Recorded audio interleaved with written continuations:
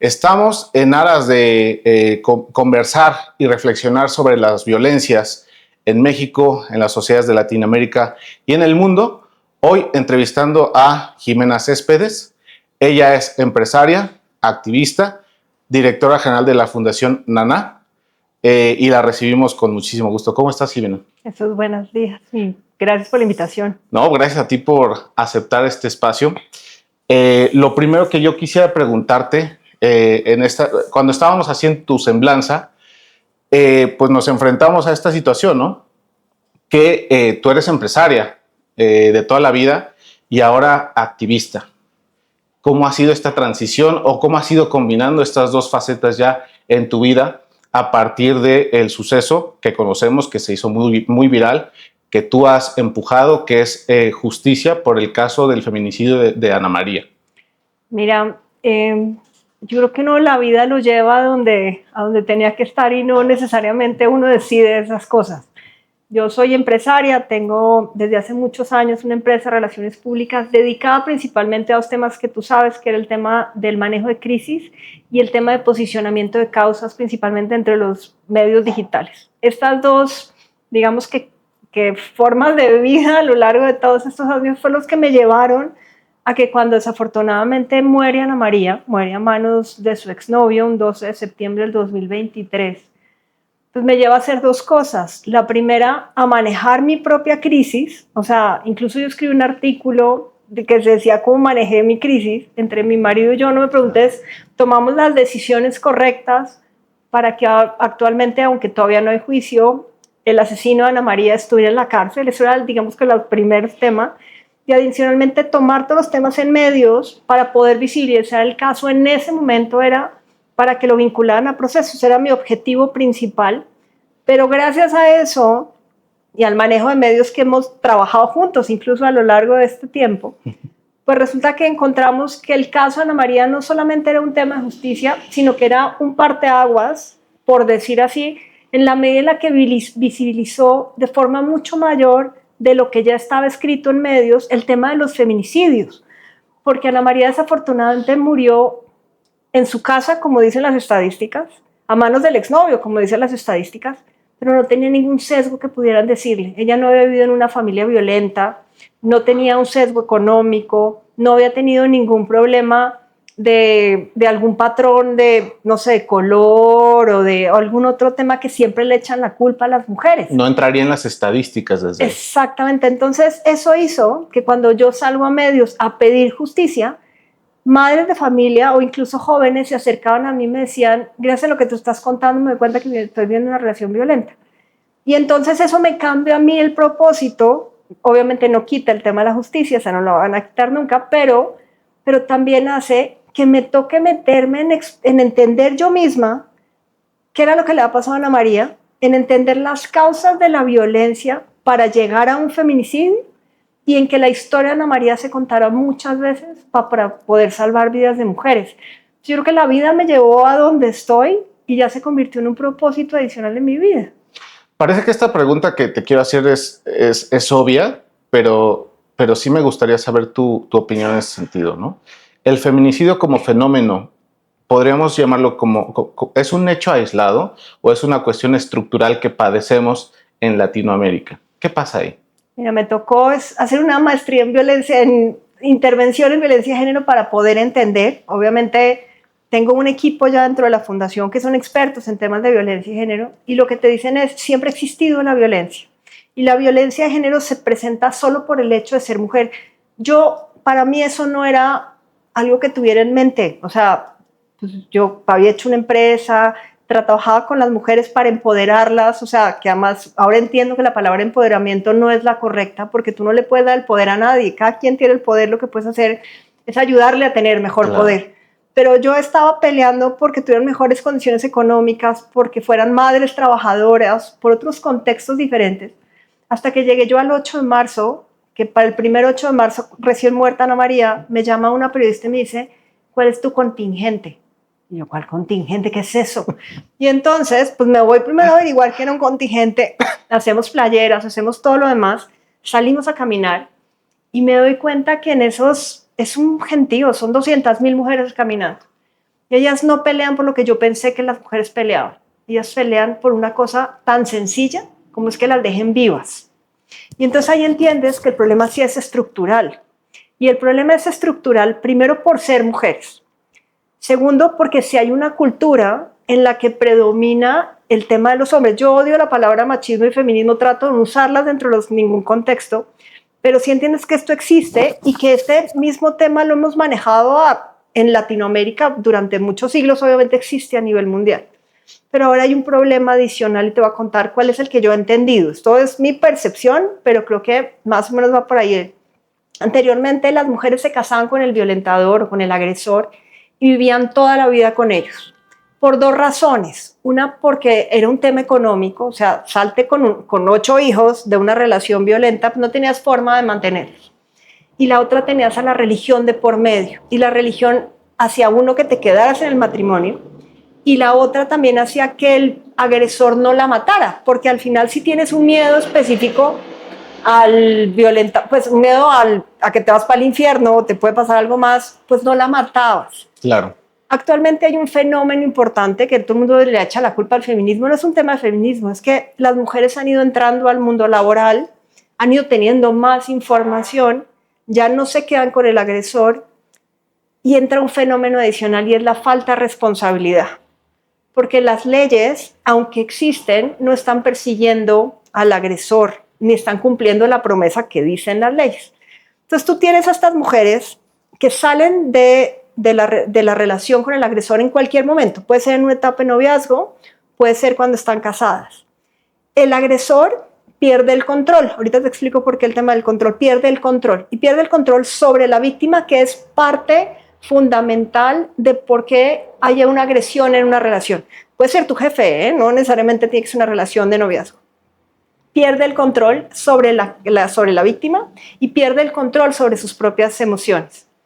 Y adicionalmente a eso, ya no hay dos cosas, ya no existe la religión, o sea, ya nadie le tiene miedo al infierno o incluso a Dios.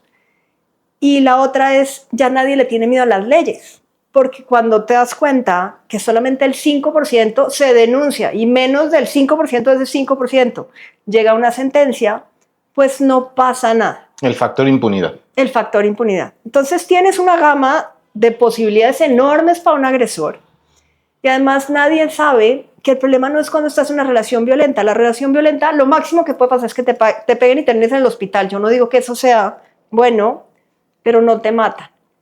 Generalmente cuando pierdes el control dentro de los 90 días, cuando ya la mujer le dice hasta aquí llegamos, dentro de los 90 días es el momento más peligroso, que es de acuerdo con los estudios, el momento en donde generalmente se ejerce esa violencia y las matan. Ana María murió dentro de esos 90 días. Baja un poco dentro del año siguiente, después de un año, si no ha tenido contacto con el agresor, rara vez las matan. Entonces, toda esta mano de posibilidades, más el hecho de que no hay una persecución real ante esos agresores, creo que ha sido parte de por qué ahora hay un aumento real de feminicidios, sabiendo que hay más información ahora de la que tenías antes. ¿Qué señales tú ves en las relaciones que se reproducen socialmente de manera sistemática? Mira, nos encontramos y nos lo encontramos como por arte de magia. Resulta que durante los 6 meses de la investigación, pues obviamente tuvimos que trabajar junto con la Fiscalía, y yo le digo a todas las víctimas de cualquier delito, tienen que trabajar con la Fiscalía para que eso avance. Nos dimos cuenta, obviamente, pues estaban todos los chats de Ana María, hicimos entrevistas con los amigos, con la familia de los amigos, con los docentes, con los psicólogos, digamos que también con el entorno en general que tenía, obviamente más todas las pruebas que hubo específicamente sobre el evento. Esta investigación fue independiente de las autoridades. En conjunto con las autoridades. Siempre tienes que trabajar en conjunto con las autoridades, sobre todo en un tema de feminicidio, porque ellos tienen, digamos que la Fiscalía pues es de oficio, entonces tienes que trabajar con la Fiscalía y nosotros somos parte directamente dentro del proceso. Pero ahí lo que encontramos es que todo el mundo sabía que Ana María está en una relación tóxica, pero la gente en general no entiende. Primero, lo hemos normalizado mucho, y la otra, nadie entiende las consecuencias que realmente que las maten. O sea, es la consecuencia real, más allá del trauma y de todas las demás que hay. Y entonces un día, cuando decidimos que íbamos a hacer una fundación basados en las personas que ya nos habían llamado a decirnos que gracias a lo que habíamos contado, pues se habían salvado. Yo digo que yo hablo con Ana María, entonces hablé con Ana María y le dije, necesito que me ayudes. Encontré una caja de cosas de Ana María y abrimos una carta.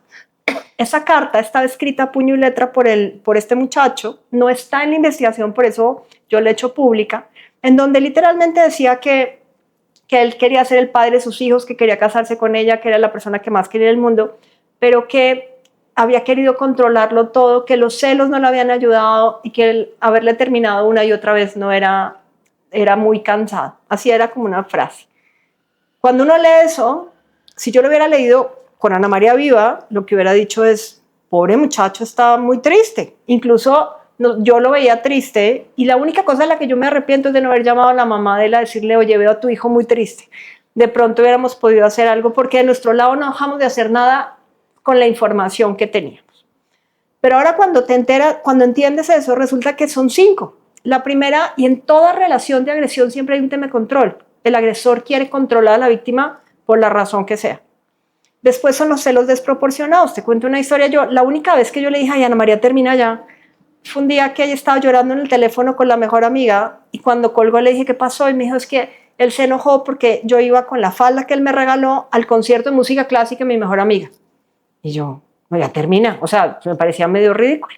Cuando después leemos los chats, ya después de que Ana María murió, te das cuenta que es que había ido otro amigo de ellas a ese mismo concierto, ella no le había contado y parece que eso había sido un show espantoso. Entonces, los celos desproporcionados, un periodista muy conocido un día después de que yo conté la historia, me dice que a su hija, que ya trabajaba, el novio llegaba así de sorpresa, supuestamente para acompañarla a la salida del trabajo para que no le pasara nada. Y le dije, eso son celos. Y eso es lo que no puedes tolerar porque eso más bien no lo puedes normalizar. La tercera es, para poder controlar a alguien, necesitas aislarlo de su entorno. Entonces, cuando le decía a este muchacho, Ana María, que no fuera a fiestas en donde él no estuviera, o cuando le dices, oye, es que tu amiga no nos entiende, o es que tu familia no nos entiende, tienes que aislar a la víctima. Este muchacho casi nunca iba a la casa, pero Ana María siempre decía que era porque no lo dejaban. Cuando entiendes eso, pues en mi casa no la podía controlar. La otra son los cambios de temperamento. Parece que este muchacho le terminaba varias veces y entonces, o se enojaba. Entonces es cuando la víctima hace hasta lo imposible para no enojar al de enfrente porque sabe perfectamente lo que le puede pasar. Y la última ya es cuando es el típico menosprecio a la víctima, que es cuando no, es que así no puedes salir, es que calladita te ves más bonita, todas esas cosas que tenemos muy normalizadas dentro de la relación. Y ahí entra, por ejemplo, una violencia económica. Una vez contando la historia, en una empresa muy grande, llega una joven de unos, que será 28, 30 años a decirnos, que había ido a cenar con su mejor amigo y con la novia del mejor amigo. Y que el mejor amigo comenzó a pedirle a la novia la cena. Ya le dice, pero ¿por qué le pide si es mayor de edad? Y dice, porque yo estoy pagando la cuenta. Ese tipo de normalización de violencia que simple y llanamente es una frase que te dijo, eso hace que la persona comience a dudar de sí misma y que permita que obviamente ese ciclo de violencia siga aumentando. Si todos entendiéramos esas 5, saldríamos antes de una relación y no esperaríamos muchas veces a que al primer golpe salga de esa relación. 2 jóvenes que entran tienen 14 años, se encuentran en cine. A la niña la lleva la mamá, el muchacho llegó al cine y ella llega tarde. Un muchacho normal le va a decir, uy, ya empezó la película, corre. Un muchacho que no maneja las emociones, por la razón que sea, se va a enojar, le tira las palomitas, le echa la culpa, le dice que entonces no van a entrar y no van a poder hablar de la película. Y en ese momento esta niña se hace menos. Ella no entiende por qué esa agresión de pronto nunca la ha vivido o de pronto ya la ha vivido y dice, es normal. Y la siguiente vez como que dice, bueno, si no me pega no pasa nada. Y comienza, y además tienes esa etapa de enamoramiento en donde dices, no es para tanto porque tiene muchos momentos buenos, no me voy a tirar un momento por un momento malo, hasta que comienzan a ser más los momentos malos que los buenos. Y ya estás metida en un ciclo de violencia que es muy difícil salir. Y además si te dijo muchas veces que era su culpa, pues ella de verdad cree que es culpa de ella, que el muchacho se enoje, pues claro, yo llegué tarde, pues por eso se enojó. Y entonces eso hace que ese ciclo de violencia cada vez sea más difícil para una mujer salir y si además la aislaste, ya no tienes redes de apoyo.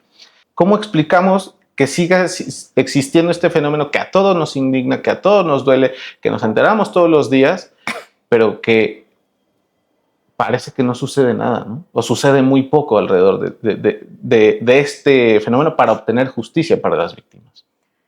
Es dificilísimo lo que me preguntas, por varias razones, pero mira, yo te diría algo que sí es cierto, que en las 8 de marzo siempre te preguntan, ¿con qué muerta sí te moverías? Yo ya he conocido varias de las mamás de las muertas más famosas, o sea, María Lima, Ingrid Escamilla, Fátima, que son mujeres activistas, pero que el problema nos queda grande a todas las activistas. Y yo veo un problema adicional y es que muchas de las activistas feministas, deja tú que hayan matado o no a alguien de su familia, generan un odio contra los hombres. Y eso no nos ayuda como sociedad, porque el problema del feminicidio no es de las mujeres. El problema del feminicidio es de toda la sociedad y tenemos que trabajar con hombres y con mujeres. Nosotros por eso desde la fundación estamos trabajando con una fundación que su objetivo principal es darle terapia a los hombres agresivos para bajar la agresión. Entonces, o sea, en Colombia son 4 diarias, pero pues es un país de la tercera parte de México, aquí vamos en 10, o sea, es proporcional y entiendo que el país que más muertes tiene proporcionalmente es Honduras. Entonces, digamos que hay 3 factores principales en los que yo creo que tendríamos que trabajar.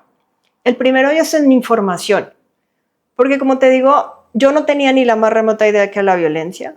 Muchas mujeres que están en esas relaciones no saben que están sufriendo violencia y su familia no lo sabe. Si logramos contar la historia de Ana María y las 5 señales que hay, podríamos salvar vidas. Y yo creo que tenemos como sociedad, y eso lo tratamos de hacer desde la fundación, visibilizar a aquellas que hemos salvado. Yo sé por conciencia, porque me han llamado que llevamos 10. O sea, me encantaría que los 8 de marzo saliéramos a decir el número de mujeres que salvamos y no el número de mujeres que matamos. O sea, por lo menos ya con haber salvado 10, ya salvamos un día sin mujeres muertas. Necesitamos comenzar a visibilizar aquellos casos que salvamos a estas mujeres por información, por sistema, por leyes, por lo que tú quieras. La otra, tenemos que trabajar con los hombres. Y tenemos que trabajar necesariamente con los hombres desde el punto de vista de la agresión y que se concienticen que ellos son agresivos. Porque un feminicida no es un asesino en serie, no es un tipo que tú ves en la calle y digas, es que él es un asesino. No, son personas normales que viven entre nosotros, que perdieron la conciencia, pues no perdieron la conciencia, pero perdieron la capacidad de razonar en ese momento. De autocontrol. De autocontrol. Muchos de ellos incluso matan a la víctima y dicen, es que ella me hizo enojar. O sea, y además lo creen. Entonces necesitamos trabajar desde el inicio con estas agresiones. Y tenemos que trabajar con las familias. O sea, un niño de 5 años que le hace bullying a otro niño o que lo golpea, su familia tiene que ser consciente que necesita terapia desde ese mismo momento. El niño y ellos. Y no podemos normalizarlo. Y la última es que necesitamos, porque en Latinoamérica prácticamente todos tenemos ya las mismas leyes que además nacieron desde España, que pues yo creo que son los más violentos y entonces por eso digamos que van a dar un paso adelante en la legislación. Las leyes existen, pero necesitamos sí o sí hacer que se apliquen y sobre todo que la gente se haga responsable. A mí me pasa en el juicio de Ana María. Yo lo único que le pido al agresor de Ana María es que se haga responsable y yo le ayudo a que le bajen la pena a la mitad. Tú no quieres un joven a los 21 años que tenga 70 años de cárcel. Pero cuesta un trabajal espantoso que la gente se haga responsable. Si lográramos desde la responsabilidad de los agresores trabajar más la aplicación de leyes, yo creo que con esas 3 vayamos bajando uno al día. O sea, no estoy pidiendo que se acabe completamente la violencia. Somos violentos por naturaleza. Pero creo que esas serían las discusiones que deberíamos tener como sociedad y no solamente el número de mujeres que están muriendo y la normalización en donde tú dices otra más que murió desafortunadamente, aunque lloremos todos. Yo lo que le pido al responsable es que asuma esa responsabilidad. ¿Cómo sería asumir esa responsabilidad? Él, antes de que empiece el juicio, él puede declararse culpable y con esa declaración de culpabilidad, digamos, se aplica la pena menor que establezca y obviamente se negocia también entre la fiscalía y las partes y el juez para que se la apliquen. Puede ser de 2/3, pero si fuera la mitad yo no tendría ningún problema. Como hombres, para decir, ok, sí, o sea, ¿cómo apelamos a esa conciencia? ¿Cómo apelamos a esa responsabilidad, ¿no? Para decir, oye, a ver, yo sí he sido violento y creo que tengo patrones de violencia. ¿Cómo me atiendo? ¿Cómo reconozco que soy? Y luego, ¿cómo me atiendo? Porque al final el que está para atender un problema se debe reconocer que existe un problema, ¿no? ¿Cómo le hacemos? ¿Cómo nos ayudamos entre nosotros, no? Exactamente, creo que la palabra correcta es cómo nos ayudamos entre nosotros. O sea, piénsalo tan sencillo como que llegas tarde y siempre le echas la culpa al tráfico. O sea, es muy fácil normalizar Totalmente. los temas. Entonces, la primera, a mí me hubiera encantado, mira, cuando Ana María muere y hablan con los amigos de Ana María, los amigos hombres de Ana María. Incluso, el mejor amigo de Ana María le mandó la conversación pues del muchacho que la mató, en donde la amenazaba. Ella le mandó el mensaje y él le dice, cuéntale a tus papás, y ella le dice, cuando regresen mis papás les cuento, pero ella le dice, lo que yo quería contarte era que si algo me pasa ya sabes quién fue. O sea, ese fue el mensaje que Ana María le manda al amigo. Los amigos hombres lo que hicieron fue alejarse de él, o sea, lo fueron dejando de lado, pero nunca hablaron y nunca lo enfrentaron, nunca le dijeron que estaba siendo violento.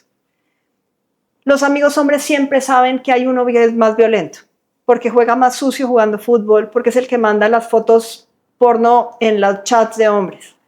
Yo creo que la primera que tendríamos que hacer, porque si yo le digo como mujer a un hombre está siendo agresivo, va a decir, pues todos somos así. Pero si hay otro hombre que le dice, generalmente trata de hacer un poco más de conciencia.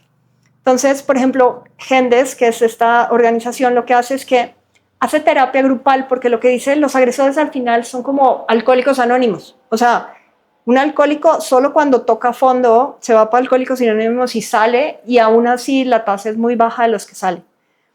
Pero cuando tú oyes otros hombres contando su historia de por qué se enojaron o por qué llegaron a eso, le cuentan a las parejas, hace que haya una conciencia colectiva. Yo creo que lo que más tenemos que trabajar es justo en eso, una conciencia colectiva. Pero lo primero que tenemos que hacer como hombres es, la vez cuando manden una foto, pues decirle al amigo, oye, esa no la voy a reenviar. O no me gustaría Eso tener no es un grupo gracioso. en el que, exactamente, o que hacen un chat de inteligencia artificial con la mejor amiga o incluso con la esposa. Esos deberíamos frenarlos desde ese momento. Cuando comenzamos a decirle que no a la gente, ¿qué es lo que pasa? Generalmente se retraen, ya deciden no mandar solo ese grupo o incluso hacen conciencia. Yo creo que sería la primera actividad que tendríamos que hacer a raíz de eso. Es muy difícil, muy difícil. En esta vida no vamos a terminar con eso, pero empecemos con uno mismo.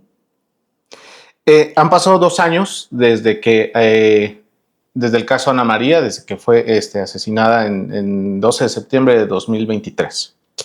Y el juicio no ha comenzado por la serie de amparos que ha interpuesto la parte defensora, ¿no? Para ustedes, ¿cómo ha sido este camino? Pero sobre todo en el sistema, ¿no? En un sistema que pues parece que no toma en cuenta o a veces que ignora el derecho de justicia de los deudos. Mira, hace muy poco estaba yo con los abogados reunidos y uno de los abogados, porque le dije, a ver, ¿cómo hago para acelerar esto? Y para acelerar esto es para que lleguemos a juicio, aunque después de eso se puedan poner amparos, revisiones y recursos, no importa, pero por lo menos para tener una primera sentencia. Entonces es que no podemos acelerar. ¿Y yo cómo? O sea, en mi cabeza de comunicadora, en donde yo quiero tener todos los escenarios escritos, yo decía, ¿cómo no puedo acelerar un proceso que ya lleva 2 años? Me dice, si ponen otro amparo, si ponen otros recursos, si cambian el abogado, si piden otro plazo, lo pueden hacer. Y eso es la parte más frustrante que hay en el tema de la justicia. Porque como te digo, la ley existe y la ley te dice, a ver, si hay una audiencia intermedia, tienes máximo 10 días para reponerla, pero resulta que eso no se cumple. O sea, y no se cumple no porque no me pongan los 10 días, porque a los 10 días exactos me ponen, pero hay otra razón por la cual los abogados piden que se mueva y que se mueva y que se mueva. Entonces sí es muy cansado. Es muy difícil y ahora lo entiendo perfecto. Imagínate, yo no es que tenga el tiempo, yo tengo que trabajar. Y los recursos no me dan para pagar la cantidad de abogados que paga el otro lado. O sea, porque no es recurso que aguante, aunque seas lo que sea. Pero el recurso más importante es el del tiempo. Yo llevo ahorita en audiencias intermedias, llevamos 6 audiencias. Vamos para la 7ª. Una persona que tiene que trabajar y marcar tarjeta, a la 7ª vez la corren del trabajo. Que no puede salirse de su trabajo. Y yo entiendo al jefe, os dice, ¿pero por qué? Pero entiendes que si la señora no va a esas audiencias, lo más seguro es que le den carpetazo porque dice, pues ya no hay interés de la víctima, aunque sea un caso de oficio. No sé, eso digo que no sé cómo solucionarlo porque no sé ni siquiera en mi caso, que todo el mundo sabe, están todas las pruebas, todo el mundo es completamente consciente, hasta le preguntan a la Presidenta de la República. Y no podemos acelerar el tema. Y no es de acelerarlo, es de terminarlo, así como da derecho. Yo espero que la audiencia siguiente, que el último juez dijo, la próxima tienen que venir preparados, se dé. O sea, eso es mi mayor expectativa. Pero aún así me dijeron, si sale en contra de los otros o en contra de nosotros hay que poner un otro recurso. Entonces me dijeron, esto puede ser, yo hablo con las otras madres, hay unas que han tenido 96, otras 120 audiencias. La mamá de Fátima logró que detuvieran al último 10 años después. O sea, esto no termina nunca. Y eso, ahí entendí que es la palabra revictimización. No es tener que contar la historia, Ana María, muchas veces las cuento muchas veces. El problema real es que te toca volver a ver al asesino de tu hija, te toca llegar a una audiencia que te dura media hora, una hora, te toca ver a los padres que están pagando para poder sacar al otro muchacho, te toca llegar a una zona que no es bonita, a que el juez regaña a tu abogado, o sea, son cosas muy difíciles que yo creo que nadie tendría en su sano juicio que estar viviendo. ¿Qué le decimos a la audiencia, no? ¿Cómo nos explicamos? Bueno, pues así estamos, ¿no? Y hay que conformarnos con eso. La reforma judicial va a servir para cambiar ese sistema. Es decir, me parece que es una cuestión indignante, ¿no?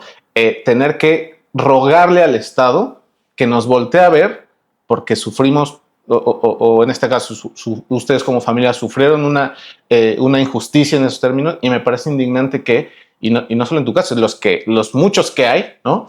Que les tengamos que rogar porque nos hagan justicia, ¿no? Sí, estoy completamente de acuerdo contigo, porque además, basados en el derecho del ¿cómo se llama?, del imputado, tienes un montón de recursos, pero no están viendo realmente el tema de la justicia pronta y expedita, que eso también creo, si no me equivoco, también está en la Constitución. O sea, por proteger, entiendo que tendríamos que proteger a nuestros imputados y pues nadie es culpable hasta que no se demuestre lo contrario, pues estamos cometiendo una serie de errores como esto, que es darle demasiado cabida a los abogados y a los padres de familia que están pagando unos juicios, y que además, ahí venimos otra vez al tema de la responsabilidad. Si tú como padre de familia al final estás pagando para tu hijo quede libre, pues ahí sí él tiene derecho a matar a otra en el futuro, que eso es parte de lo que no podríamos hacer. Y porque solamente nos vamos a pelear hasta el último día. Si tengo que ir a la Corte Interamericana de Derechos Humanos, lo voy a hacer. Yo espero no, de verdad, y me trago mis palabras. A mí me encantaría que terminara el juicio lo antes posible, incluso, como te digo, bajándole la pena a lo máximo. O sea, esto no es un tema de venganza. Pero sí creo que sí tenemos un tema enorme de trabajar con la justicia, con reforma o sin ella. Yo lo que le digo a todas las mujeres, me cuesta un trabajo decirles esto, pero deberíamos denunciar todos. Si comenzamos todos como sociedad a denunciar, llegará un punto en donde el Estado se va a tener que cansar y va a tener que trabajar en favor nuestro y no en contra nuestra. Es una forma de hacer presión, ¿no? Yo creo que tenemos que comenzar a hacer presión hacia el Estado en el tema de justicia. Pero si todos perseguimos la justicia y todos trabajamos por un bien común, o sea, no es tu caso y el mío, vamos todos por los mismos casos. Yo creo que eso tendría que ser parte de lo que podríamos comenzar a hacer. ¿Y han tenido acompañamiento institucional a partir de que sucedió el hecho? ¿O más bien ustedes han tenido que vérselas por su cuenta y se la han tenido que apañar hasta acumular las evidencias? ¿Cómo ha sido esa parte? Este es un trabajo conjunto. La verdad, a mí me ha ido muy bien. La fiscalía desde el primer momento estuvo con nosotros. Este muchacho lo agarraron a los 4 días después de la muerte de Ana María. Que es algo inusual, ¿verdad? Que es algo inusual, sí. Okay. Pero creo que hubo un trabajo conjunto desde que nos damos cuenta que Ana María murió, y primero fue, Ana María la mataron, o sea, aquí no había duda en ninguna parte. Los abogados comenzaron a trabajar con los fiscales y nosotros comenzamos a sacar las pruebas, o sea, porque además comenzaban a mandarnos las pruebas. Como te digo, el mejor amigo de Ana María nos lo mandaba, más lo que nos había mandado la señora que cuidaba la limpieza, el vecino, todo el mundo comenzó a mandarnos pruebas y nosotros se lo íbamos mandando vía el abogado a la fiscalía. Y además este muchacho se iba el viernes para Alemania a estudiar. Entonces Los amigos comenzaron a mandarnos en qué vuelo, con quién se iba. Entonces, la fiscalía junto con el juzgado sí mandaron la orden de captura muy rápido, o sea, porque aquí no había duda, por decir así, y entonces eso nos ayudó. Pero a partir de ahí sí uno tiene que trabajar con la fiscalía, porque tienen, o sea, dicen que en la Ciudad de México hay como 33,000 carpetas. Imagínate cuál va a ser la prioridad, pues la primera la que más molestes. Entonces sí comenzamos a trabajar, pero aquí hemos tenido contacto con la fiscalía, con el tribunal, con la Secretaría de las Mujeres, hemos ido al DIF del Estado de México, o sea, todos nos han recibido. Puede ser que sea porque hemos hecho mucho ruido, sí, pero también porque hemos ido buscando a las personas correctas. Yo siempre les he dicho, o sea, yo trabajo en relaciones públicas y necesitamos abrir los espacios completos. Entonces la Secretaría de las Mujeres está súper dispuesta a ayudar, pero ya no tiene injerencia en el Poder Judicial. El tribunal, hemos hablado con el tribunal, ellos no tienen injerencia específicamente sobre el caso, pero de una vez estamos hablando para que nos expliquen cuál es el proceso que hay en el futuro si tengo que llegar al tribunal. O sea, al final, la fiscalía, hemos hablado hasta con el fiscal general y nos ha explicado el proceso y qué podemos hacer como víctimas. O sea, yo ya me he leído hasta el Código Penal. O sea, hasta eso hemos llegado. Entonces yo creo que parte de lo que tenemos que hacer es trabajar con información y la otra, comenzar a hacer esas redes de apoyo. Los colectivos de mujeres se han acercado todos a decirme, ¿cuándo cerramos el periférico? Yo no, espérame, todavía espero no tener que cerrar el periférico, pero hay un montón de gente que ayuda. Es comenzar a buscarlos, no importa si eres el señor de a pie. Aquí yo no era nadie, en realidad la que quería ser famosa era mi hija y lo logró y con eso mandó a la fama a la mamá, pero es una causa muy noble. Si logramos justicia para Ana María, yo creo que eso también le da una cabida muy relevante a todas las demás madres que están buscando justicia para sus hijas. Eso te iba a decir, cómo darles voz a ellos, cómo acompañarlos, cómo, pues, porque no solo es buscar justicia, es acompañarlos en un duelo que me imagino no termina y que es un duelo continuo, permanente, ¿no? ¿Cómo acompañarlos, cómo darles voz, cómo darles ayuda, apoyo, soporte, ¿no? Imagínate que si yo tengo todos los recursos que tengo y sigo sin justicia, pero también hay algo que aprendí en el camino que me lo dijo mi marido. Un día que yo estaba desesperada y además yo decía, es que ¿por qué nos fuimos? O sea, ¿por qué nos estábamos de viaje, de aniversario? Y te sientes culpable. Te prometo que todas las madres que están allá afuera luchando por lo mismo también tienen una culpabilidad. O sea, estaba hablando con la mamá de Fátima en un programa hace poco que decía, es que yo me demoré haciendo la sopa. Y ahí entendí, entre lo que me dijo mi marido ese día que estaba yendo a la mamá de Fátima y demás, primero no somos culpables de la violencia.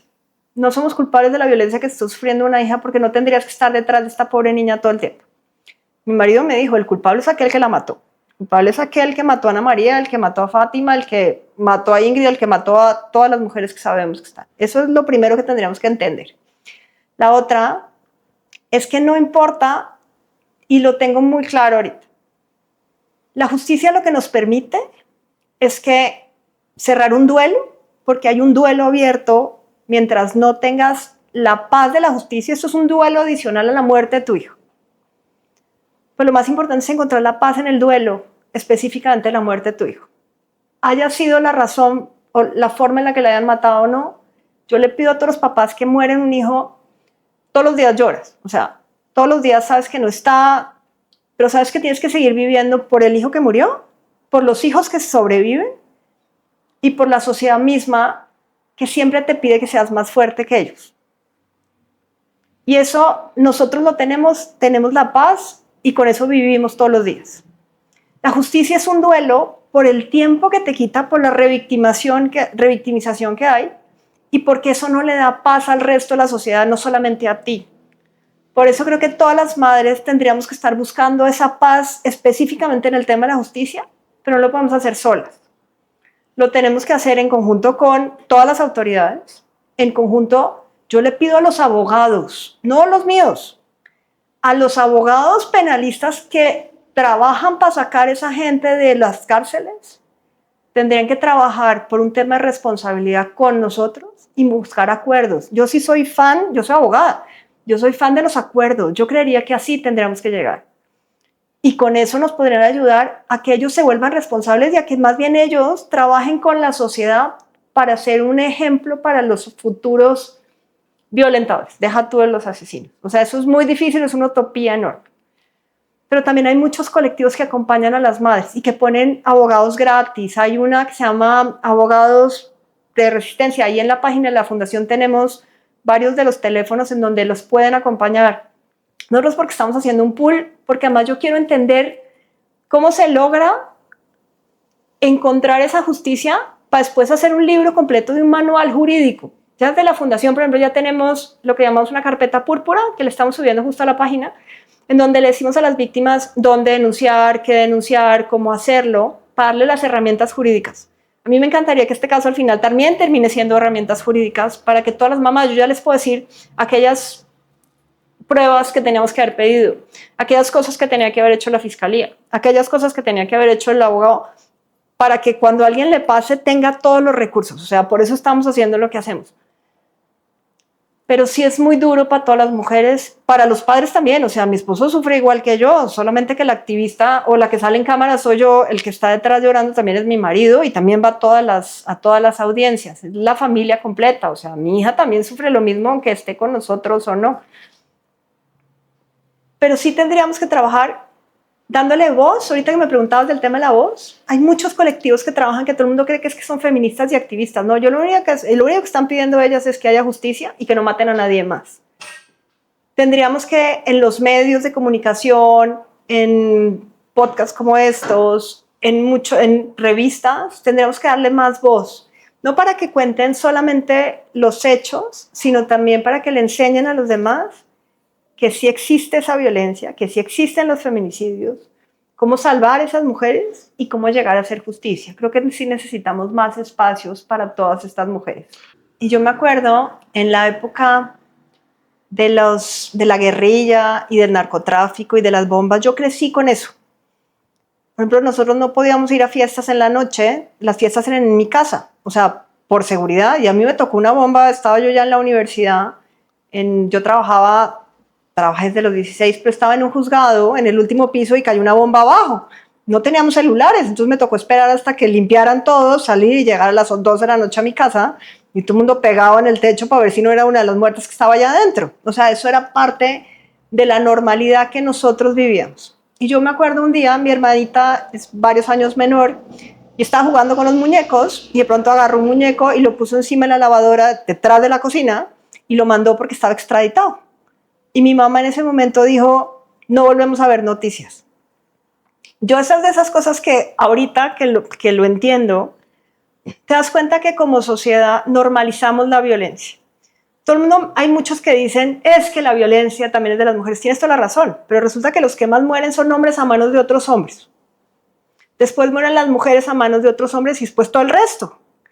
Entonces lo que tendríamos que trabajar es con el hombre violento, porque son los que matan a otros seres humanos, cualquiera que sea. Y efectivamente todos tenemos un muerto, un secuestrado, un desaparecido, alguien que lo acaban de robar aquí afuera del establecimiento. Entonces tendríamos que ser capaces de hacer lo que en ese momento hizo la sociedad colombiana. Y es que comenzamos a salir a las calles a pedir por la paz. No pedíamos un mejor gobierno, no pedíamos democracia. Lo único que pedíamos era paz, para poder salir a las calles, para no tener una bomba debajo nuestro, para poder salir a las casas o a las fincas, para poder volver a cultivar. Creo que es de algo que desde México nos ha costado un montón, pero creo que tendría que ser el primer llamado que le haríamos. No deberíamos salir aquí para pelear, como te digo, para pelear con un gobierno. Eso no nos va a traer a nadie. Pero sí tendríamos que ser capaces de pedir por la paz. Y en ese momento la paz empezó por algo muy sencillo, que fue un tema de ciudadanía. Y la ciudadanía, lo primero que pusieron en muchas de las ciudades era que uno parara en el semáforo, que botara la basura en su lugar y que no gastara más agua de la que está establecida por persona.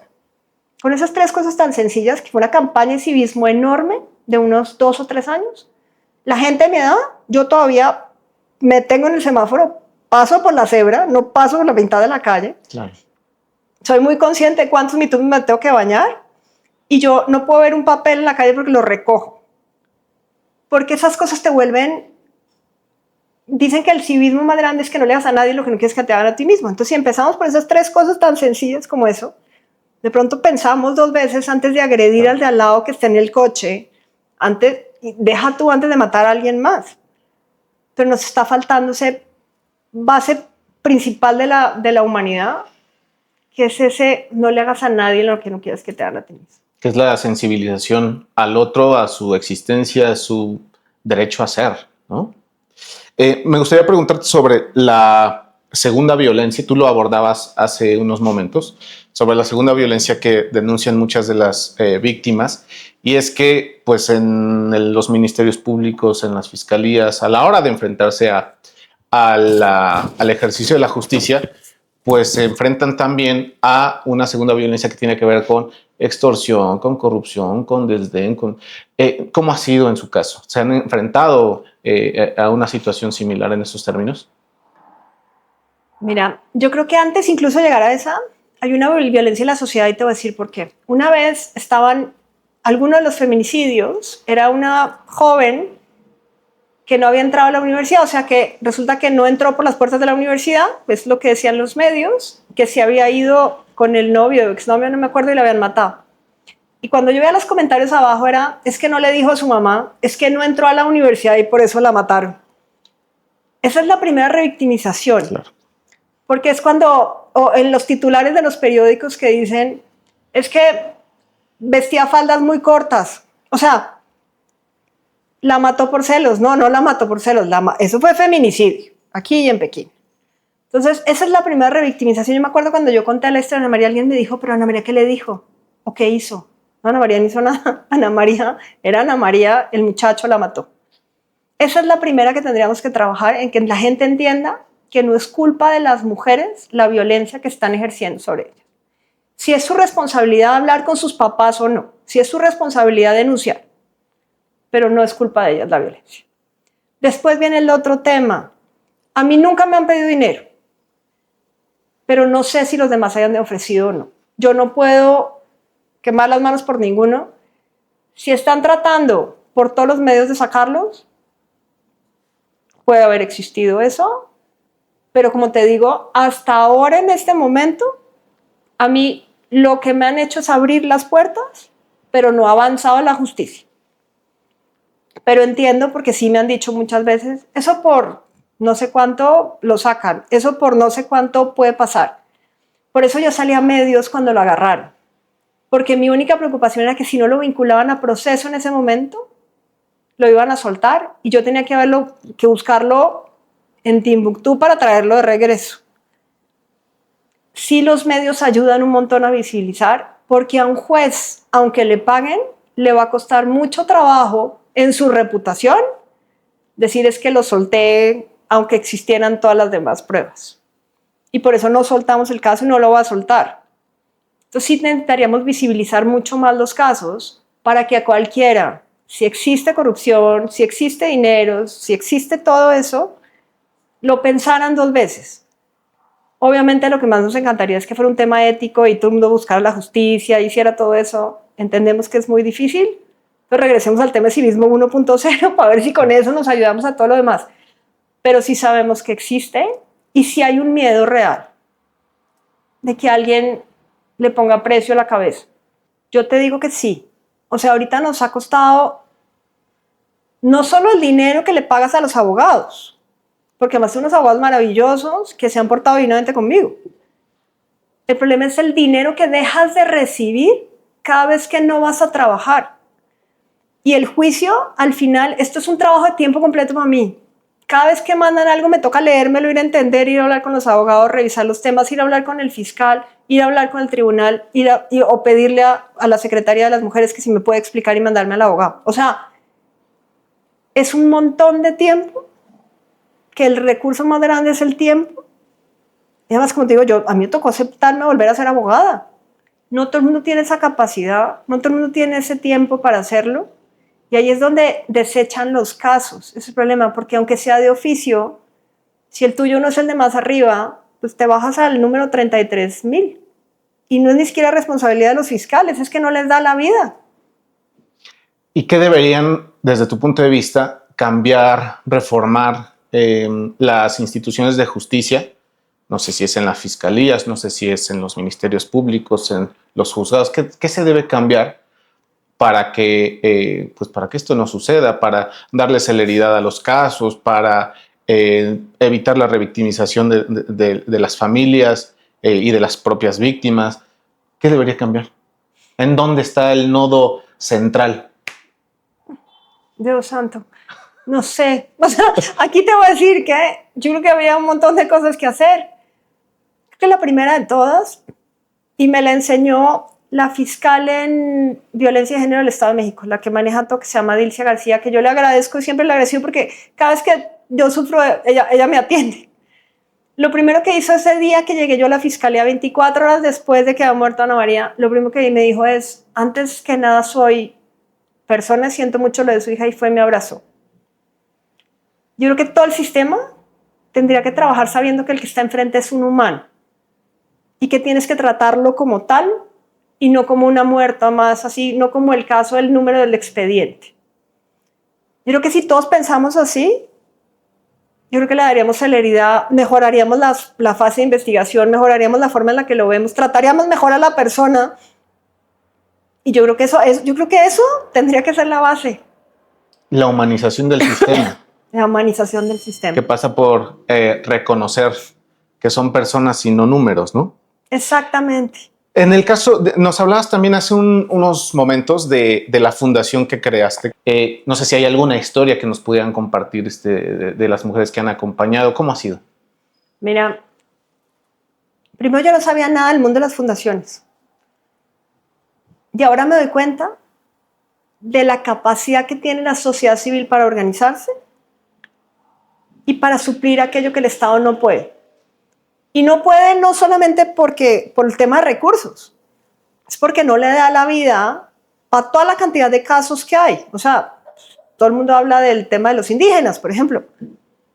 Pero está la señora enfrente que seguramente vive en las lomas y que su marido es violento y que ella no tiene los recursos económicos para salir de ahí, porque tiene dinero, más bien, porque tiene los recursos pero no tiene dinero para pagar al abogado, al psicólogo, al trabajador social que necesita siempre para salir de una relación de esas. O sea, es impresionante. Y hay organizaciones de la sociedad civil que le ayudan a todo el sistema, solo que no tienen suficiente visibilidad, no todos tenemos acceso a ellas y no todos sabemos en dónde buscar bien la información. Todos somos buenísimos en tener, bueno, ahora ChatGPT, pero somos muy malos para preguntarle y porque creemos que no tenemos suficientes recursos. Y resulta que la sociedad civil tiene un montón de recursos. Entonces lo que hicimos con la fundación es, entendimos perfectamente que el trabajo de la fundación no es, yo no puedo atender víctimas porque no me da la vida para atender las víctimas, pero sí para hacer precisamente eso que te digo que le hace falta a las organizaciones, que es hacer conciencia en las personas que nos están oyendo de cuáles son esas causas y digamos que esos componentes de la violencia y darle los recursos para salir. El recurso puede ser desde una llamada al Consejo Ciudadano hasta el teléfono de una psicóloga especializada o un abogado que te acompañe en ese momento a poner una denuncia. O sea, hay muchos recursos, lo que necesitamos es ponérselos al alcance de las personas. Y ese es el objetivo de la fundación, es la concientización, la educación y la búsqueda de responsabilidad. Y lo estamos trabajando con otras organizaciones que sí atienden a víctimas para canalizarlas. Me han llegado casos, por ejemplo, ayer me escribieron una de Puerto Rico y una de Guatemala que atienden casos. Entonces ya dentro de la fundación, que es fundacionnana.com, hay uno que dice pide ayuda y ahí tenemos desplegados los recursos. Entonces lo que queremos hacer es poner, si estás en Guatemala, si estás en Puerto Rico, poner todos los teléfonos al alcance de las personas para que puedan saber, primero, que no están solos y segundo, a quién acudir. Como te digo, todas las víctimas de violencia necesitan un psicólogo o psiquiatra que te ayude. Necesitan un acompañamiento jurídico porque tienes que poner una denuncia, tienes que poner una orden de alejamiento, tienes que poner de pronto un peritaje y necesitas un trabajador social por si necesitas que te lleven a otra parte, que te manden a un refugio, por ejemplo, o que te asignen otro colegio o alguna cosa, porque desafortunadamente el sistema está hecho para que las mujeres sean las que salgan del sistema y no para que los hombres sean los que salgan del sistema. Pero mientras tanto el objetivo es mantenerlas vivas, entonces vamos a seguir el sistema. Y la otra cosa que estamos haciendo es justo, y ahí, si tus micrófonos me permiten, es buscar a todas esas otras organizaciones que atienden a las víctimas y hacer ese hilo conductor, porque de pronto esta atiende la parte psicológica, pero esta atiende con el abogado, pero esta te ayuda a buscar otro trabajo, pero esta te da un acompañamiento si tienes hijos. Necesitamos encontrar todas esas organizaciones, hilarlas, sabes que a través del trabajo que hacemos juntos en las organizaciones, vertebrarla a la sociedad, para que entonces podamos darle una solución integral a todas estas mujeres, a sus entornos, a sus familias, e incluso a aquellos hombres que deciden ayudarle a las mujeres o decir que son agresores y ellos mismos siguen su camino. Eso creo que es parte de lo que le hace falta a las organizaciones, ser más vertebradas, por decir así, y buscar recursos en conjuntos, porque pues al final el objetivo es el mismo, salvar esas vidas de mujeres, y eso es lo que estamos haciendo desde la fundación. Y ahora que me preguntabas de un caso específico, por favor. Una vez estaba en una universidad dando una conferencia. Terminan siempre, generalmente, como es un tema muy difícil y muchas mujeres no van a contar su caso, realmente al final de las conferencias se acercan a contarte tu caso, preguntarte cómo les puedes ayudar o a quién dirigirse.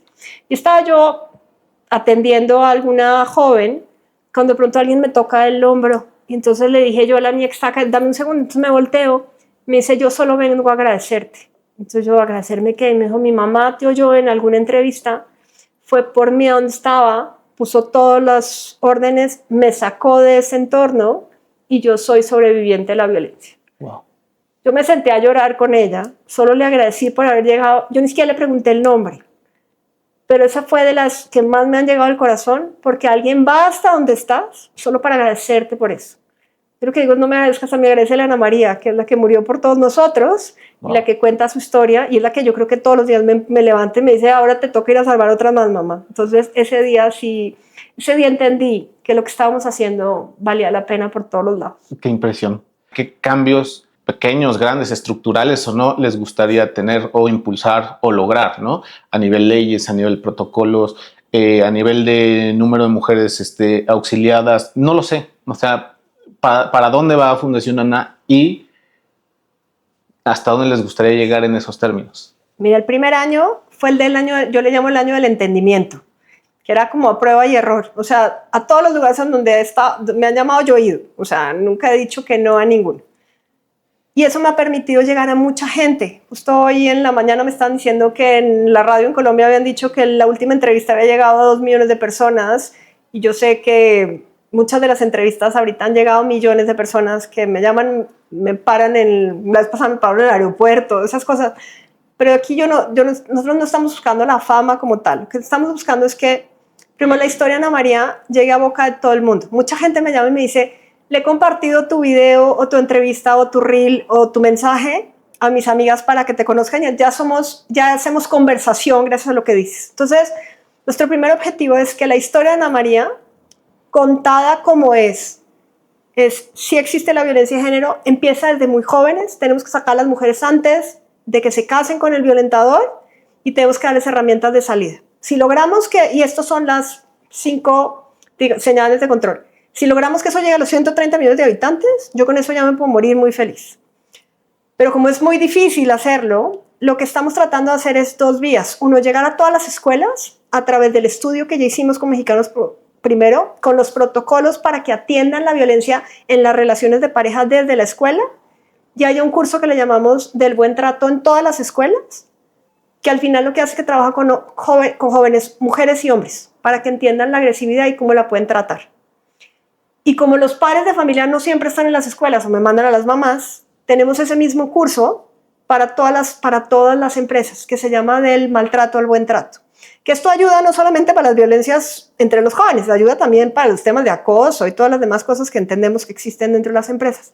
Entonces logramos llegar a todas las escuelas y a todas las empresas.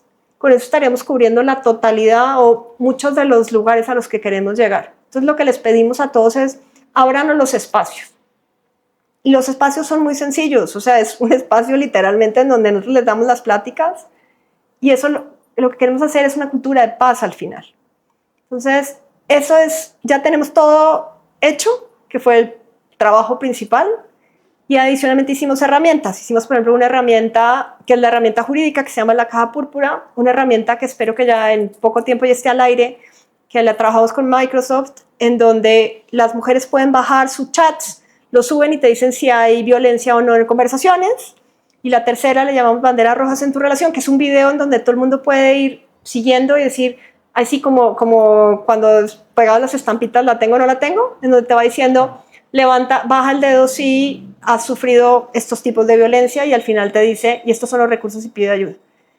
Si logramos que con las herramientas y con los cursos llegar a toda la población, pues yo creo que podemos hacer lo que quiero hacer, que son los 8 de marzo salir a decir el número de mujeres que están salvadas y no solamente el número de mujeres que se murieron ese año.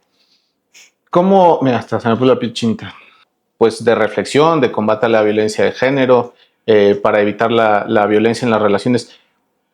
Tienes tu sitio web. ¿Cómo podemos llevar estas pláticas a las secundarias? A mí me ha tocado de primera mano ver casos de violencia en adolescentes, en personas adultas, pero es muy difícil que ellas mismas reconozcan los casos de violencia y hay que decirles, oye, estás en una relación violenta, ¿no?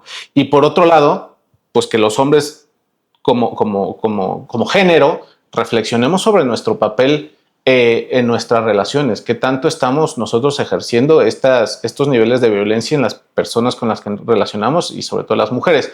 Entonces, la pregunta es, ¿cómo accedemos a estos recursos, ya sea en tu sitio web? ¿Cómo llevamos estas pláticas a más preparatorias, a más secundarias? ¿Qué hay que hacer? ¿Cómo ayudamos ahí? Mira, digamos que tenemos 3 líneas. La primera es, síganos en las redes sociales, Fundación Nana en todas las redes sociales, y ahí estamos subiendo los contenidos, salen mis pláticas, vamos a comenzar a tener gente experta, yo no soy la experta, o sea, a mí me ha tocado ir aprendiendo todo esto, gente experta que va contando esas pequeñas capsulitas que te van a ir ayudando. Entonces lo que les pedimos a todos es compartan la información. El hecho que haya personas que me llamen y me digan, vi tu video y se lo mandé a alguien más, eso ya hace un montón dentro de la cadena. O sea, esos son los 2 millones que llegaron de un video, los 5 millones que llegaron de otro. Eso hace que abramos, ahí sí casi que suena como propaganda, que abramos la conversación. O sea, esa es la primera de ellas.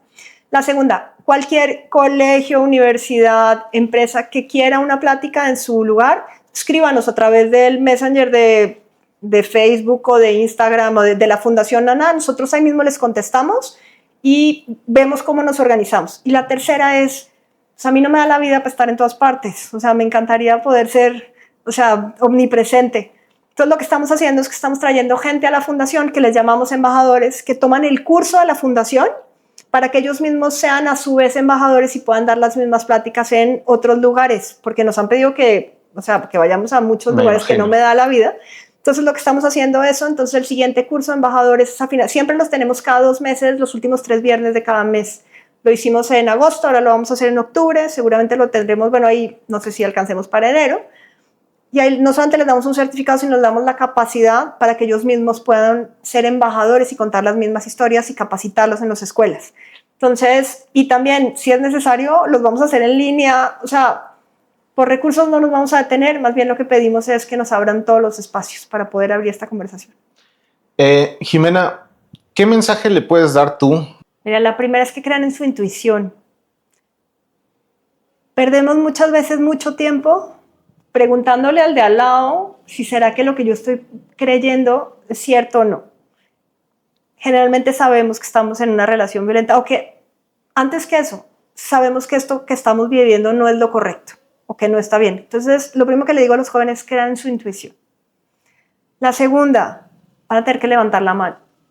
Cuando vean al de enfrente que está sufriendo algo, hablen con el profesor con el que más confianza le tengan, o con el director, o con la psicóloga, o créanle a sus madres, que muchas veces es muy difícil. Cuando murió Ana María, la primera persona a la que agarré el teléfono y llamé fue a mi mamá. Y ahí es donde dice uno, no importa la edad que tenga, llame a su mamá. La tercera, tienen que informarse. Por eso estamos creando esas herramientas, porque muchas veces hay un sesgo cuando tú le preguntas a una persona que está viviendo lo mismo que tú. Entonces dices, de pronto soy una exagerada. Entonces por eso estamos creando esas herramientas. Y la última es, piensen que nunca están solas, porque como te digo, hay muchas organizaciones. Entonces tienen que hacerse responsables de buscar esa información y buscar ayuda, pero sabiendo siempre, siempre que no es su culpa.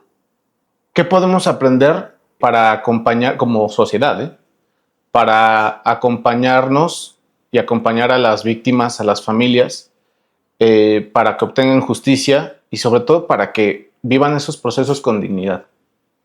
Yo creo que lo primero es que no tienes que esperar que haya un muerto en tu casa para actuar. No tienen enfrente, me tienen a mí aquí. Y es muy duro.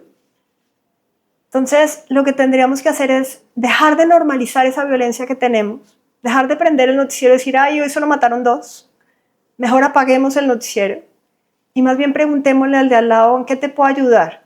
Hay mucha gente que me escribe y me dice, yo he sido fiscal, he sido abogado y toda la información yo la tomo, les agradezco a todos y más bien a partir de esa información la hemos ido juntando, o yo le digo a mis abogados, oigan, no sé si estamos viendo esto. Entonces lo que tendríamos que hacer es justamente eso. 1, no normalizar. 2, saber que nos puede tocar a nosotros en cualquier momento. 3, hay algo que, no sé si este es el foro correcto, pero yo siempre les digo, existe un más allá. Y eso hace que yo me levante todos los días sabiendo que Ana María está conmigo. Y la última es, siempre hay alguien que necesita ayuda nuestra. No hay que esperar un caso como el de Iztapalapa, en donde hay un montón de quemados para que todos salgamos. Mi mamá me decía que todo empezaba en casa. Podemos ser mejor, yo soy mejor persona desde que Ana María murió porque entendí cosas como la empatía, temas como cosas te podían pasar a ti y el amor que yo he recibido a raíz de esto. Empecemos a ser mejores. O sea, que el caso de Ana María no sea solamente una muerta más, sino que nos enseña, así como me enseñó a mí, a ser mejores, a ser más empáticos, a preguntarle al lado cómo estás.